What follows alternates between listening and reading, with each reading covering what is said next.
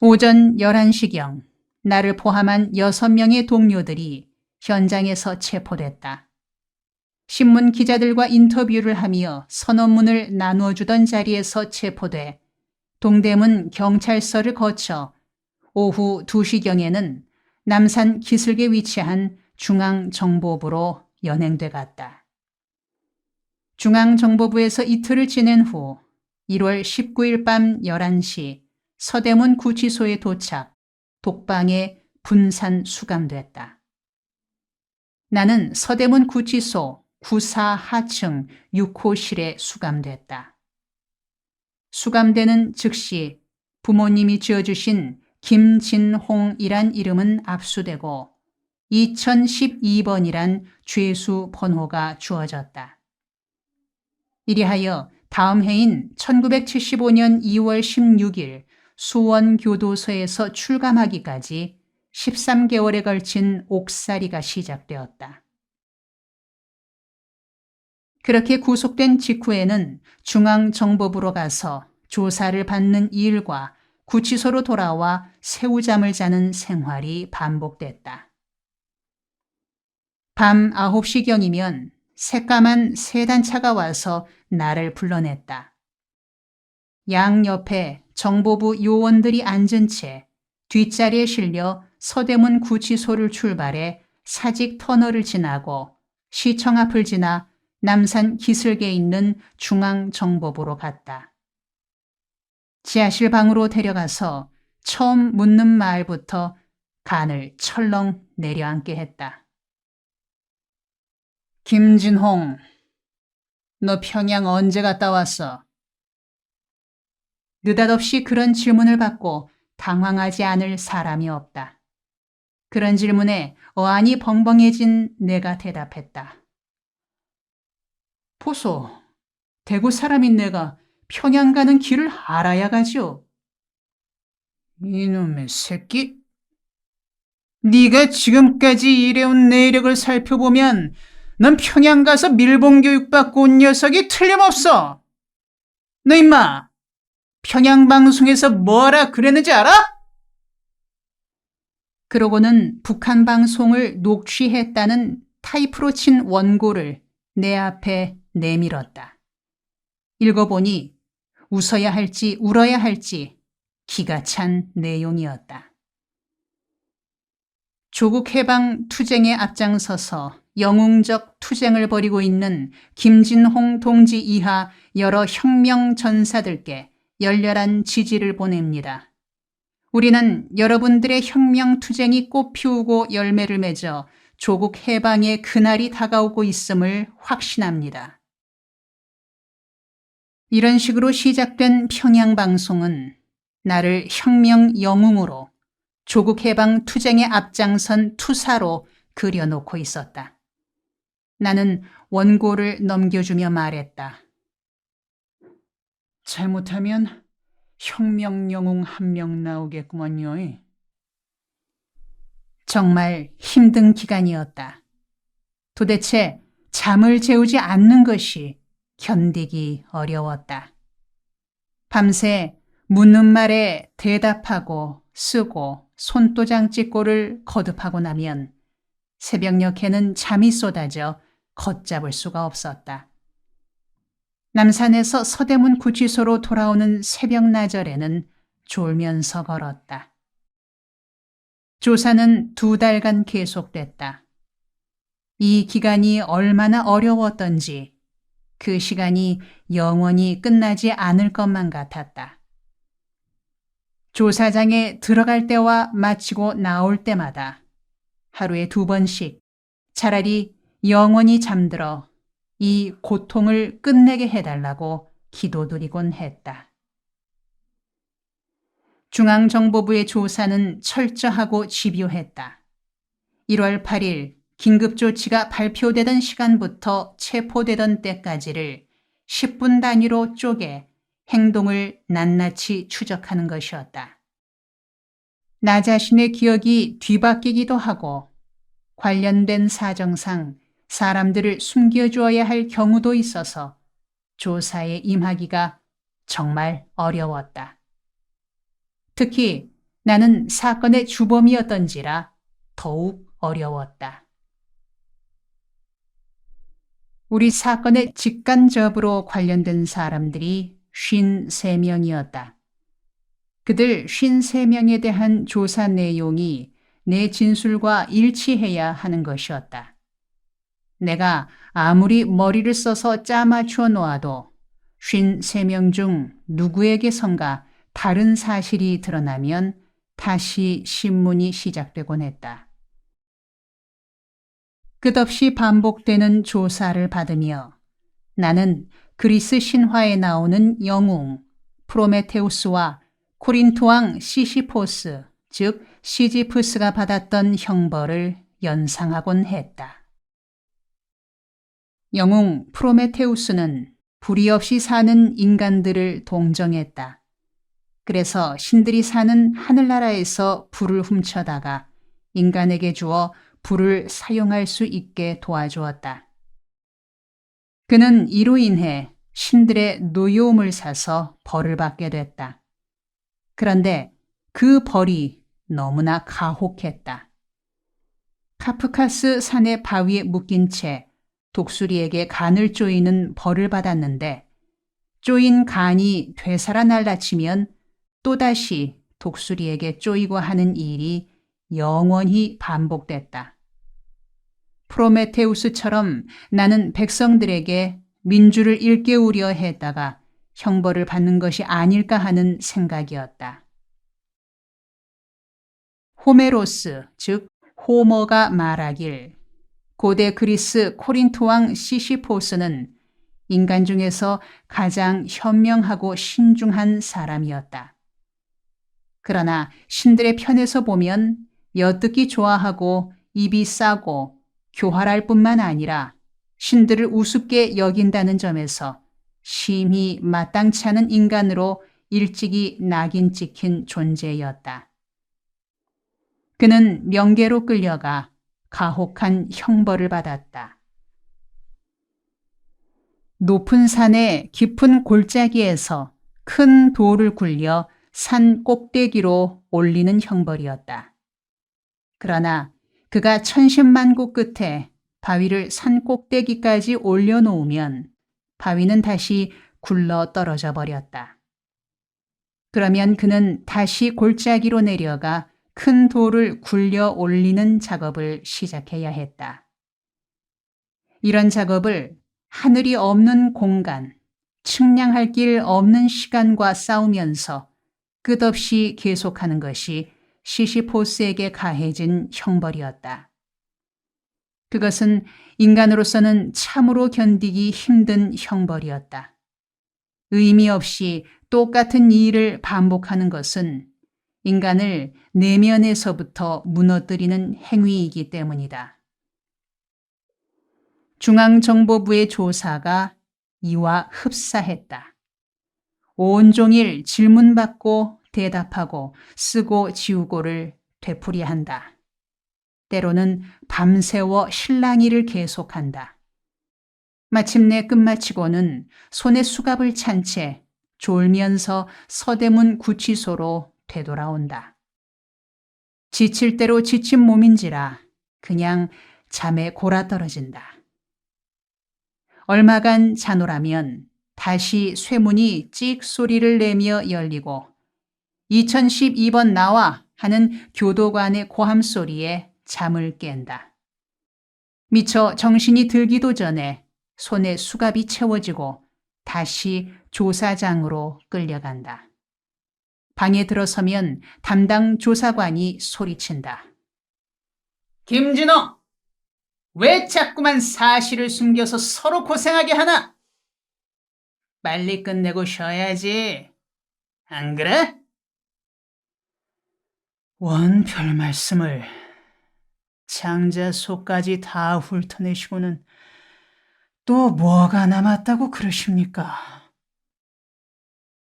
0월 0일 공시 모임에 7명이 모의를 했다는데 너는 6명이 모였다고 했지 않나? 어떻게 된 게야?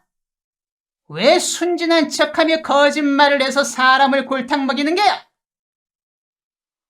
그리고 김공공 박사 방문은 본인은 오전 10시경이었다는데 넌 오후 4시경에 갔다고 했단 말이야. 결국은 다 드러날 사실을 숨겨서 복잡하게만 만들었잖아. 사람 좀 살자고. 넌 가서 잠이라도 자다 왔지만 난 집구석에도 못 들어간 지가 일주일이 넘었어. 아휴, 다 된 조서를 다시 꾸며야 하니 이거 빛을 노릇이군. 나는 아차 싶었다.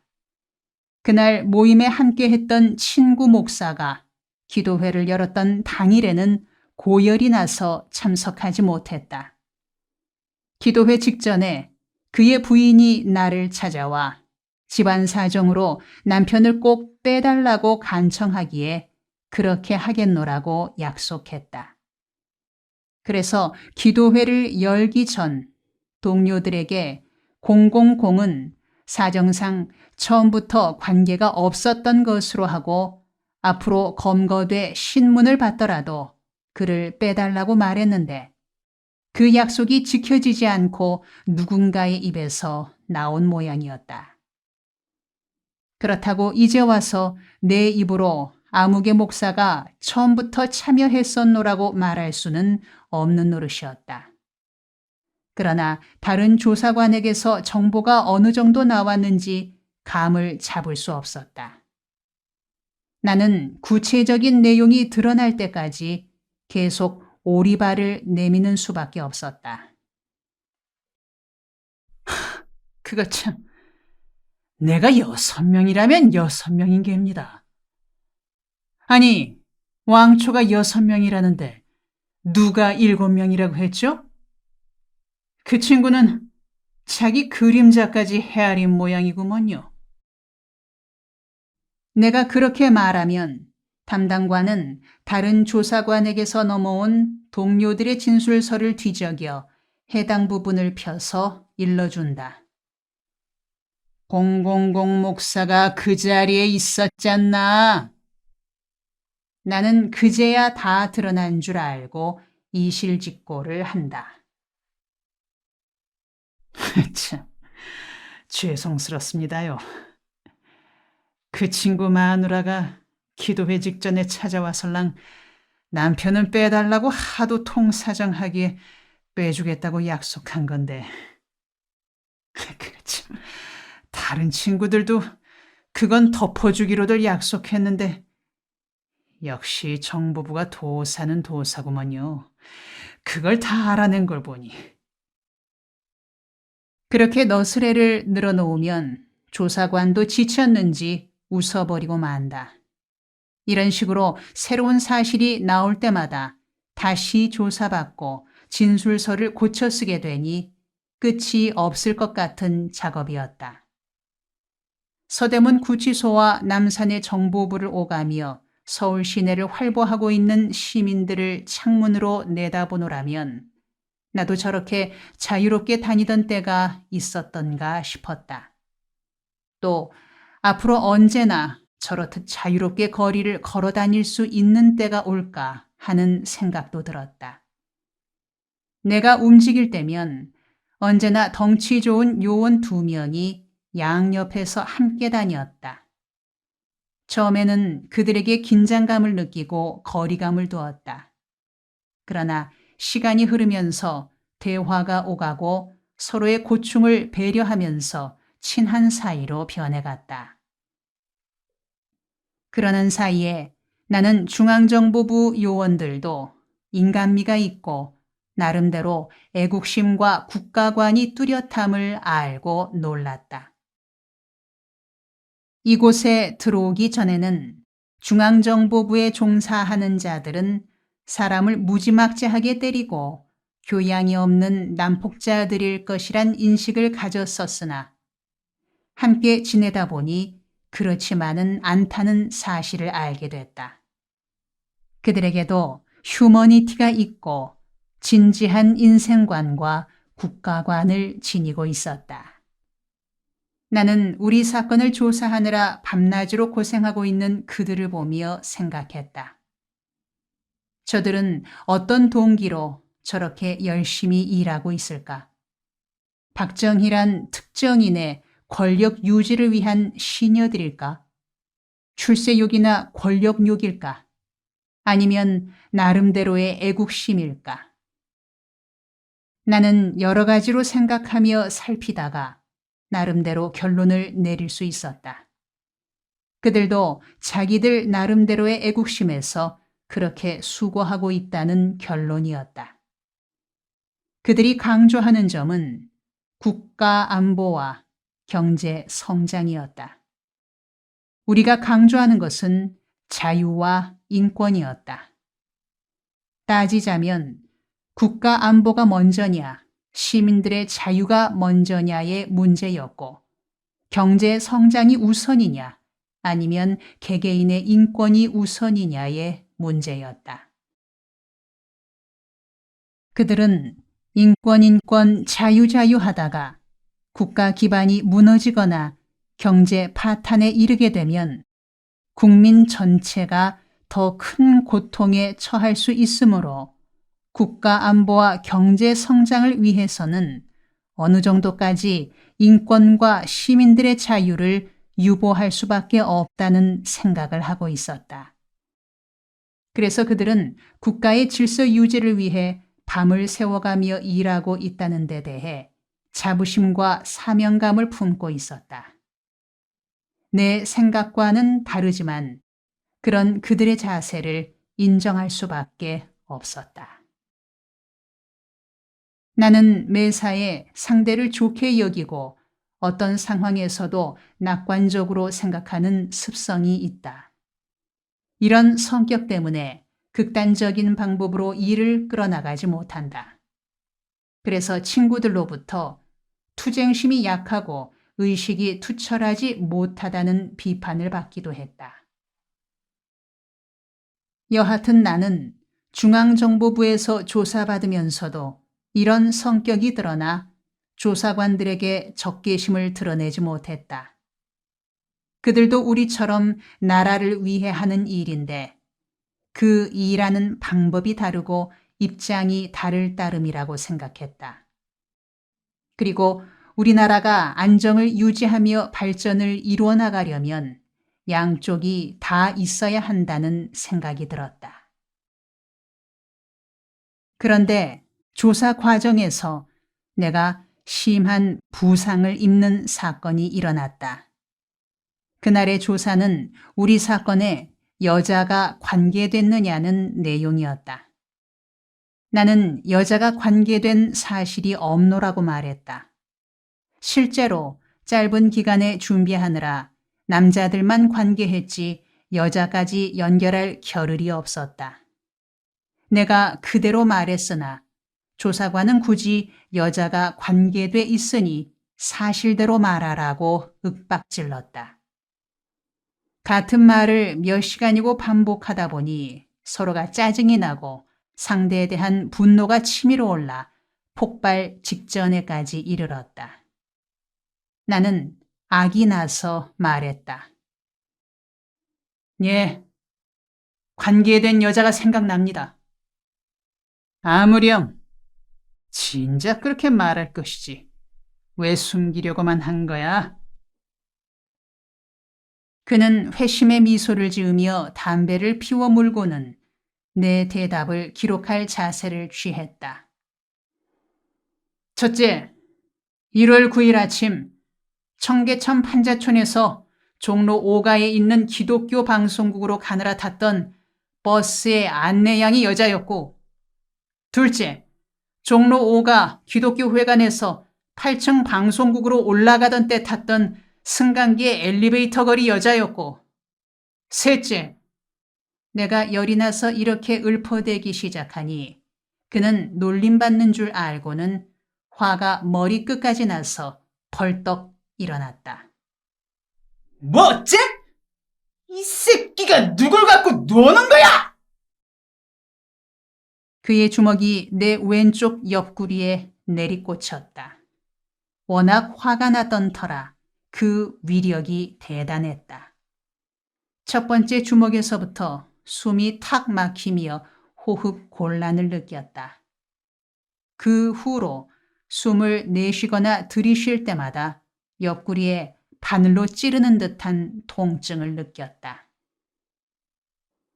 그러던 차에 성경이 차입됐다. 처음 성경을 받아들었을 때의 감격을 어찌 글로 표현할 수 있겠는가?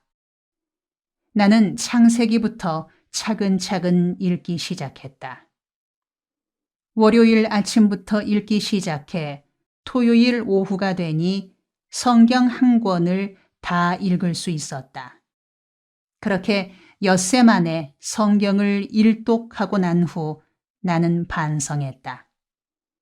명색이 설교자가 돼 엿새면 한 번 읽는 성경을 1년에 한 번도 읽지 않고 설교해 왔음을 반성한 것이다. 앞으로 옥중에 있는 동안에는 성경 읽기에 열중해야겠다고 다짐하고는 열심히 읽었다. 성경 읽는 방법에는 크게 두 가지가 있다.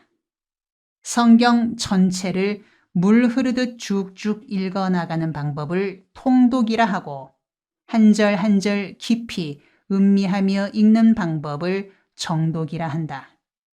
나는 통독을 했다. 그렇게 6번째 읽을 때였다. 구약 예레미야를 읽는 중에 갑자기 성경이 변했다. 글자가 인쇄된 종이책은 사라지고 살아서 숨쉬고 말하는 말씀으로 바뀌었다. 성경이 살아있는 말씀이 돼 나와 대화를 나누는 인격체로 변했다. 나는 감격에 넘쳐 울면서 성경을 읽어나갔다. 눈물이 흐르고 흘러 책장에 떨어지는지라 성경을 멀찍이 들고는 읽고 또 읽었다. 성경을 읽었다기보다 들이마셨다고 표현하는 게 옳을 것 같다. 성경 한 절 한 절이 내 몸 세포 하나하나에 파고들어 파도를 일으키는 듯했다.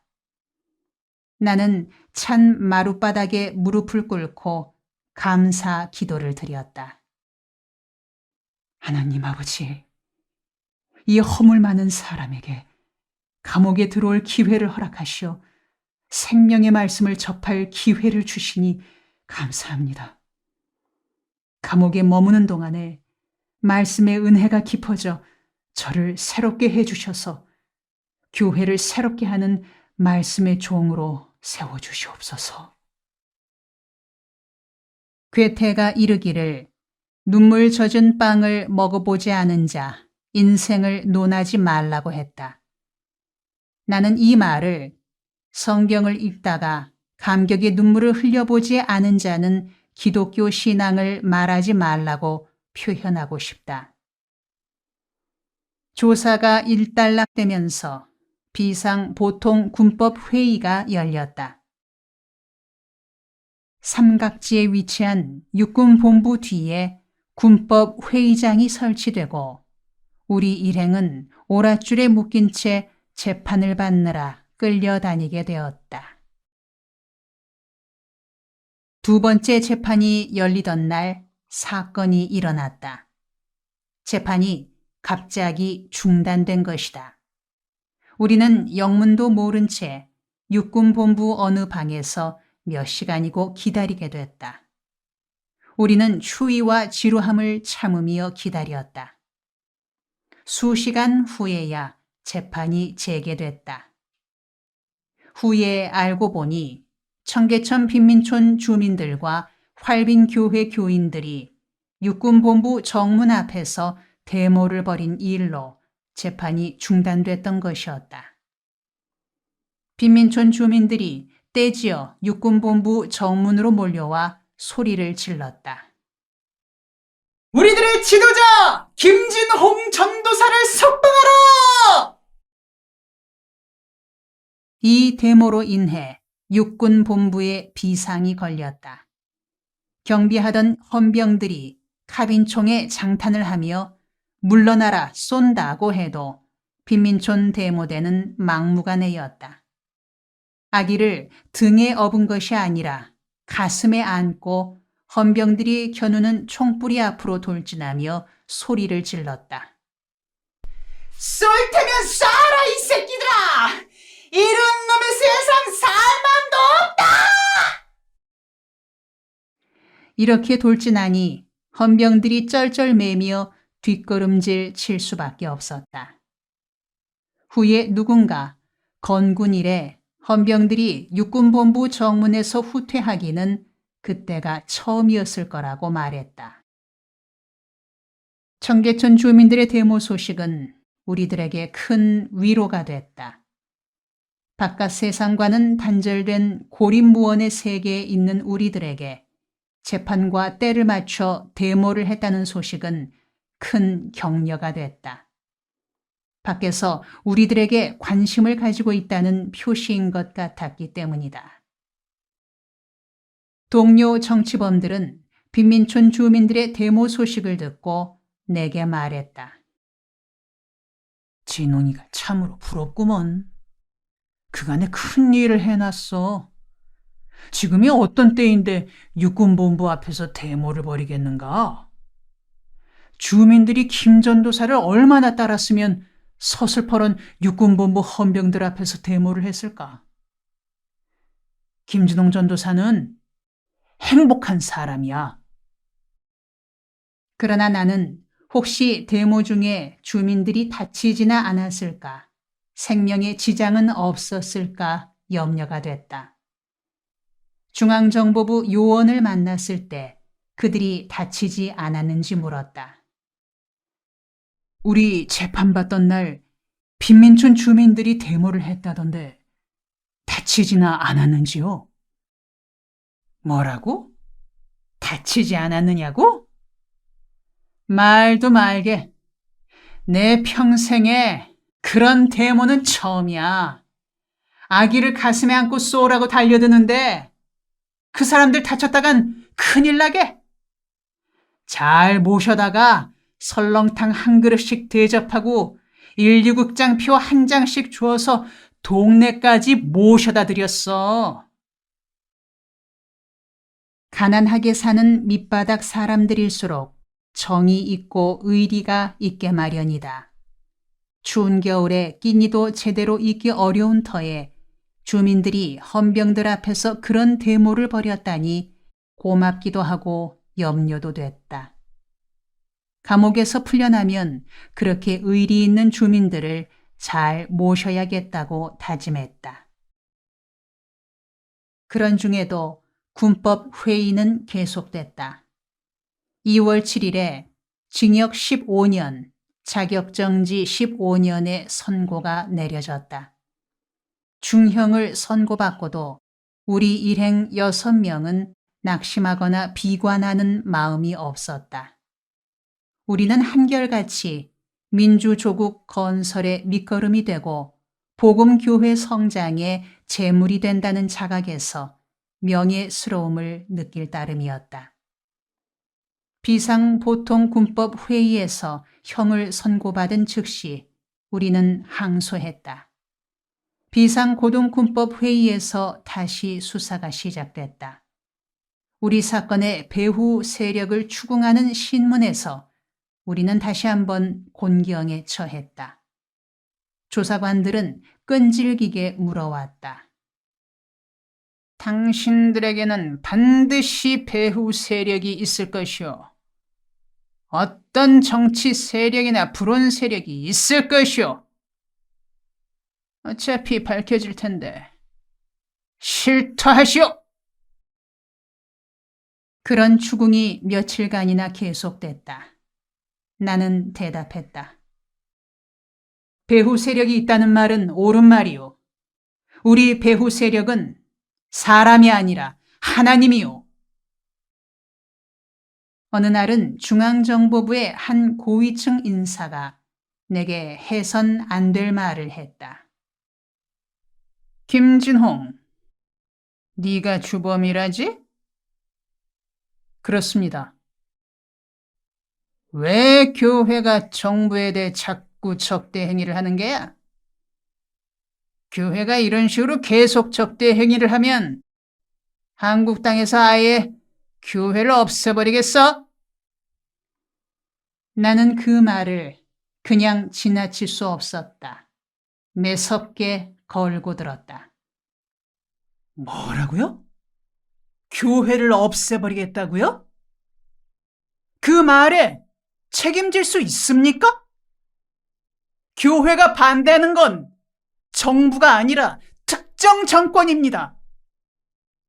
교회를 없애겠다고 말씀하시는데 그것이 박정희 대통령의 생각이요, 공화당의 정책이요, 아니면 정보부의 방침이요?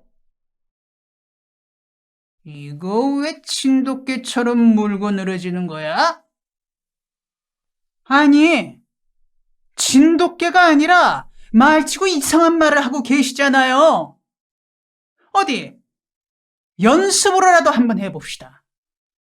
이 땅에서 공화당이 먼저 없어지는가, 예배당이 먼저 없어지는가, 둘 중 어느 쪽이 먼저 없어지는가, 연습으로 한번 겨뤄봅시다. 부평초같이 흥망을 거듭하는 권력 집단이 그리스도의 교회에 대해 감히 존폐를 거론하다니 참으로 가소로운 일 아니겠는가.